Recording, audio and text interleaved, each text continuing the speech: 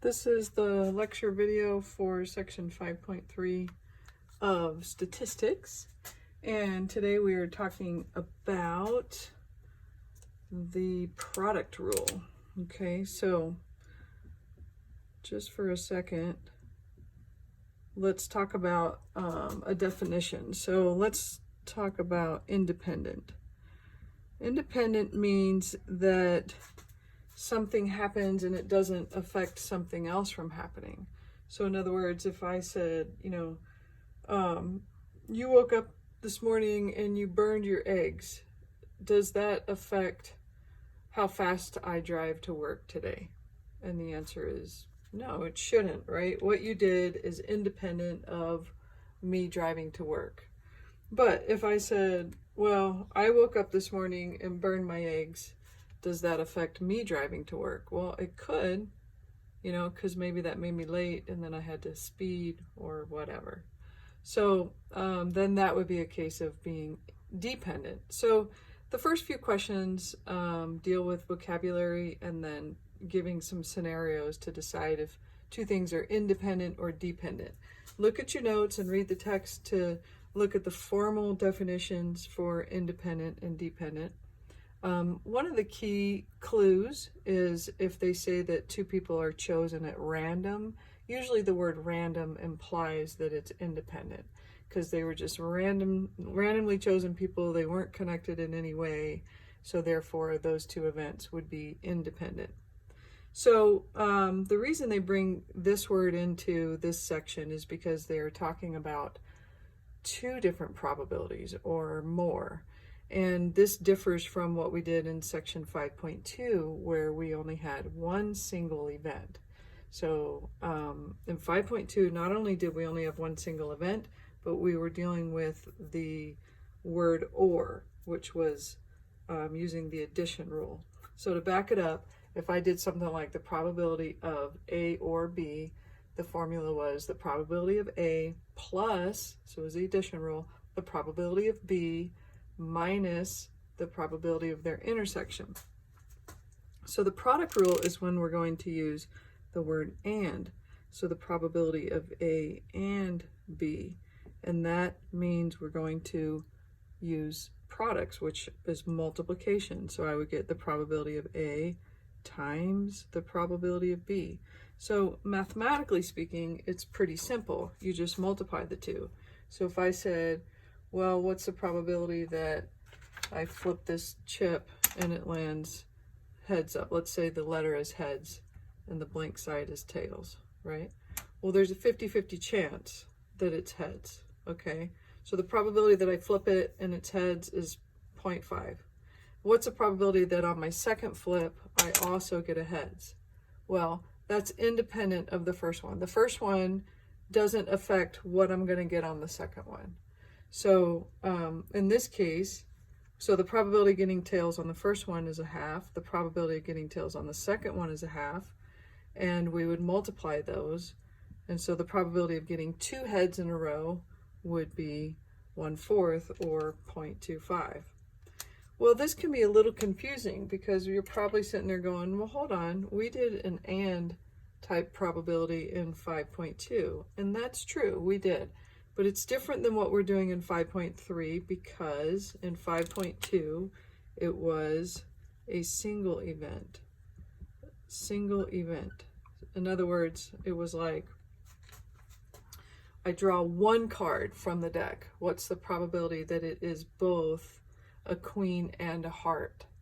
So can it be a queen and a heart at the same time? Yes, it can. But the key there is that it was only one event. I only drew the card one time. So that's why we start this section 5.3 off with the conversation about independent. Independent implies I have more than one event and I'm deciding whether they are independent or dependent on each other. So in 5.3, it would be more like, what's the probability that I drew a queen? And then I drew a second card. What's the probability that my second card was also a queen?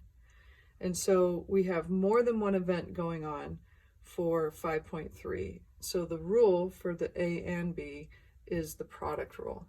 In 5.2, we would just analyze if two things were existing at the same time. when we were dealing with the A and B.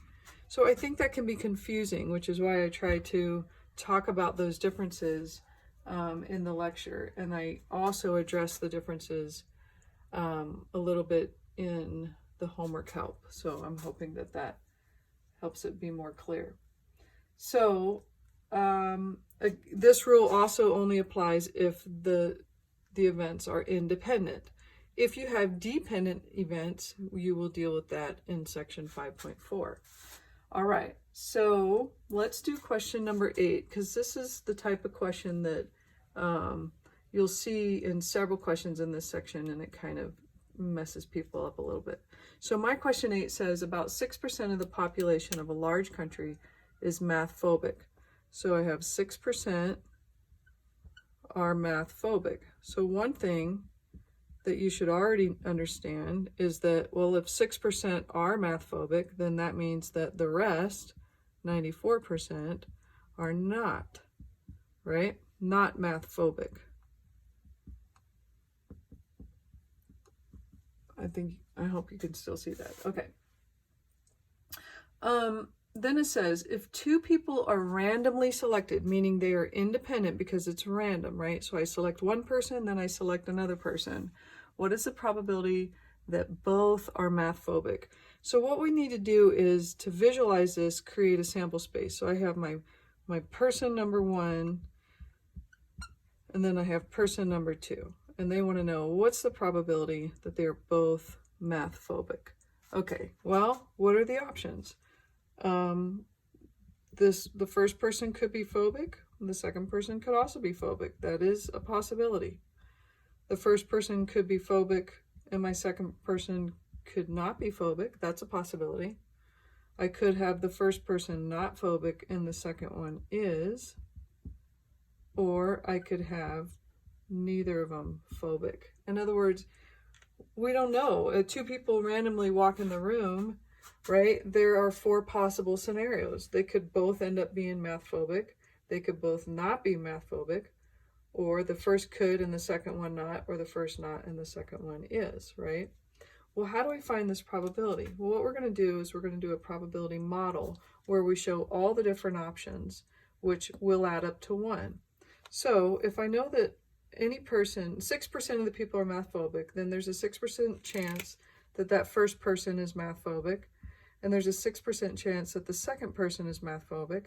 And because these are independent events, using the word and, this person is math phobic and this person is math phobic, then I would use my multiplication rule and I would multiply these to get 0.0036. I think I'm off the board, so let me scoot this over.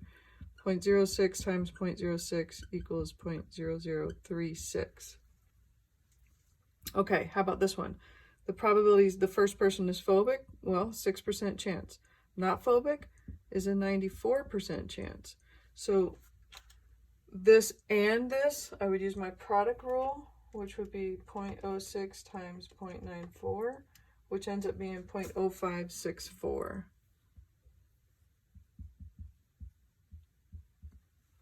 Okay, how about this scenario? Not phobic, 94% chance. Phobic, 6% chance. So that would also give me 0.0564.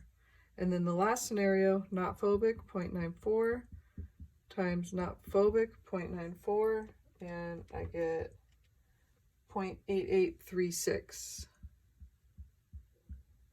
So what's interesting is that once you create this sample space, then it's actually really easy to answer the questions. If you add all these numbers up, it'll equal 1 because that's 100% of all the options. And the first question they asked me is, what's the probability that both will be math phobic? So that would look like this, probability both phobic. Well, both phobic was only this option. That probability would be 0.0036, and that would be the answer. Question B, so that was A. Question B says, what's the probability that at least one person is math phobic? So this is where it gets a little bit crazy. At least one is phobic. So you have to look at your sample space and go, well, which of these illustrates a scenario of at least one? If I have two phobic people, then at least one of them is phobic. I know that's weird, but that's true. Yep, that would count. If I have the first person phobic and the second not, well, at least one was, so that would count. If I have the first not and the second one is, then at least one is, that would count. If they're both not phobic, then I don't have at least one who is phobic. This is the only one that does not count. So therefore, the probability that at least one is phobic would be all three of those. And so therefore, I would actually add those three results together, because it was three individual multiplication rules. Add those together. What do I get? 0.0036 plus 0.0564 plus 0.0564 is 0.1164. Now, is there another way of doing this? Yeah, there is.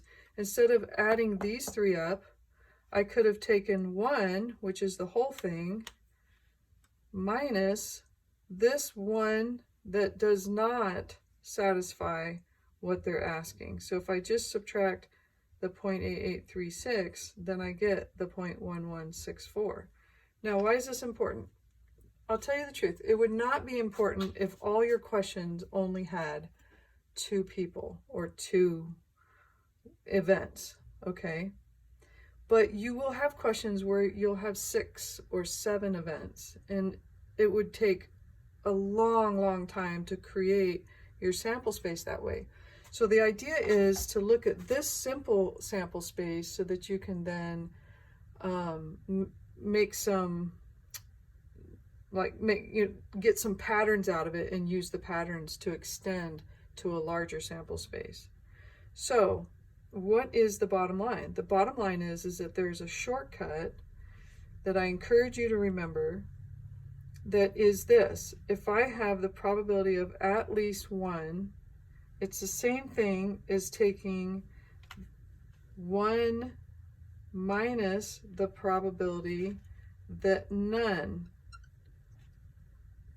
And that's what I did here. The probability of at least one being phobic is the same as 1 minus the probability of none being phobic.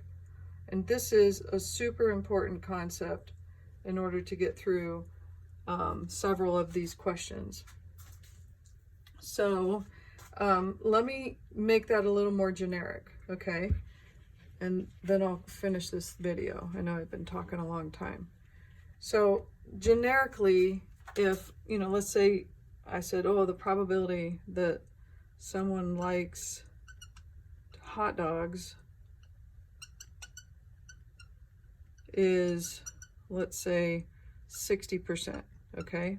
Then what is my sample space? It's going to be a yes or a no. They do like hot dogs or they do not. If I have 2 people come in the room, what's the probability of each scenario? Well, they could both like hot dogs, so that's a 0.6 times 0.6. The first one could and the second one not, so that's a 0.6 times 0.4. The first one could not and the second one could, so 0.4 times 0.6. Or neither of them would like hot dogs, so 0.4 times 0.4. Okay, so this is the type of question you'll see in your homework. They might say, well, what's the probability that both people like hot dogs? Well, it would be 0.6 times 0.6, which is 0.36. And then they'll say, what's the probability that at least one person of the 2 of the pair does not like hot dogs? All right. Well, here I have at least one that does not. I could add these 3 up, or I could do 1 minus the only one that did not satisfy this, so 1 minus 0.36, and I would get 0.64. I would get 0.64 if I added these 3 up as well. What is this? 0.24, 0.24, 0.16. If I add these together, I get 0.64, right? So what is the shortcut? If they ask for the probability of at least one no, it equals 1 minus the probability of all yes. So what happened? At least turned into all, no turned into yes. Probability of at least one person does not like is 1 minus probability that all do like. Okay? I don't know if that's helpful or not, but believe me, if you get that down for the two event option, you will be able to extend the concept when they talk about 6 people walking in the room or 7 people walking in the room or something like that. So open up my homework help. I think it really is helpful for this assignment. And please, please, please join in the class session if you have any questions at all. I'd love to work through the problems with you. Okay, bye.